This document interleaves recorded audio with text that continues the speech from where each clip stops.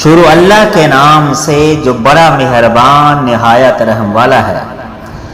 دین wise T V کے ناظرین، السلام علیکم ورحمۃ اللہ وبرکاتہ۔ رابعہ بصری اپنے والدین کی چوتھی بیٹی تھی، اس لیے آپ کا نام رابعہ یعنی چوتھی رکھا گیا۔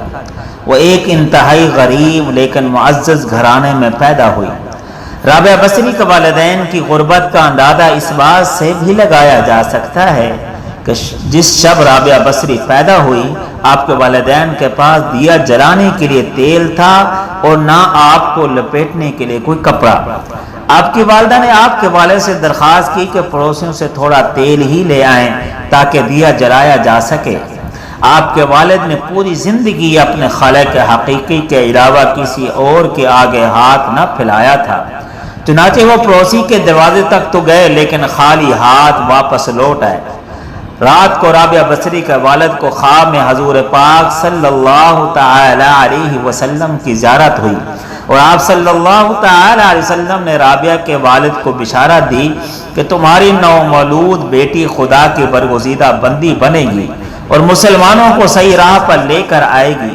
تم امیر بصرہ کے پاس جاؤ اور اسے ہمارا پیغام دو کہ تم امیر بصرہ ہر روز رات کو حضور صلی اللہ تعالی وسلم پر 100 مرتبہ اور جمعرات کو 400 مرتبہ درود کا نذرانہ بھیجتے ہو، لیکن پچھلی جمعرات کو تم نے درود شریف نہ پڑھا، لہذا اس کے کفارے کے طور پر 400 دینار بطور کفارہ یہ پیغام پہنچانے والوں کو دے دو۔ رابعہ بصری کے والد اٹھے اور امیر بصرہ کے پاس پہنچے۔ اسی دوران آپ کی آنکھوں سے خوشی کے آنسو جاری تھے۔ جب امیر بصرہ کو رابعہ بصری کے والد کے ذریعے حضور پاک صلی اللہ تعالی علیہ وسلم کا یہ پیغام ملا تو وہ یہ جان کر انتہائی خوش ہوا کہ وہ نبی آخری زمان حضرت محمد مصطفیٰ صلی اللہ تعالی علیہ وسلم کے نظروں میں ہے۔ اس نے شکرانے کے طور پر فوراً 1000 دینار غرباء میں تقسیم کرائے۔ 400 دینار رابعہ بصری کے والد کو ادا کیے اور ان سے درخواست کی جب بھی کسی چیز کی ضرورت ہو بلا جھجک تشریف لائیں۔ کچھ عرصے کے بعد رابعہ بصری کا والد انتقال کر گئے۔ اسی اسرا میں بصرہ شہر کو سخت قحط نے اپنی لپیٹ میں لے لیا۔ قحط کے دوران آپ رابعہ بصری اپنے بہنوں سے بچھڑ گئی۔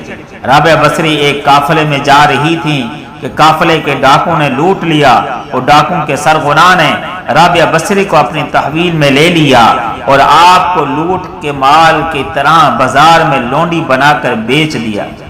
آپ کا آقا آپ سے انتہائی سخت محنت اور مشقت کا کام لیتا تھا، اس کے باوجود آپ دن بھر کام کرتی اور رات بھر عبادت کرتی رہتی اور دن میں بھی زیادہ تر روزے رکھتی۔ اتفاقاً ایک دفعہ رابعہ بصری کا آقا آدھی رات کو جاگ گیا اور کسی کی گریہ زاری کی آواز سن کر دیکھنے چلا کہ رات کے اس پہر کون اس طرح گریہ زاری کر رہا ہے۔ وہ یہ دیکھ کر حیران رہ گیا کہ رابعہ بصری اللہ کے حضور سر بسجود ہے اور نہایت عاجزی کے ساتھ کہہ رہی ہے، اے اللہ تو میری مجبوریوں سے خوب واقف ہے، گھر کا کام کاج مجھے تیری طرف آنے سے روکتا ہے، تو مجھے اپنی عبادت کے لیے پکارتا ہے، مگر میں جب تک تیری بارگاہ میں حاضر ہوتی ہوں نمازوں کا وقت گزر جاتا ہے، اس لیے میری معذرت قبول فرما لے اور میرے گناہوں کو معاف کر دے۔ اپنی کنیز کا یہ کلام اور عبادت کا یہ منظر دیکھ کر رابعہ بصری کا مالک خوف خدا سے لرز گیا۔ اس نے یہ فیصلہ کیا کہ اسے اللہ والی کنیز سے اپنی خدمت کرانے کی بجائے بہتر یہ ہوگا خود اس کی خدمت کی جائے۔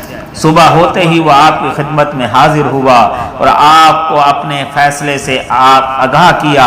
اس نے کہا کہ آج سے آپ میری طرف سے آزاد ہیں، اگر آپ اسی گھر میں قیام کریں تو یہ میری خوش نصیبی ہوگی، وگرنہ آپ اپنے مرضی کے مالک ہیں۔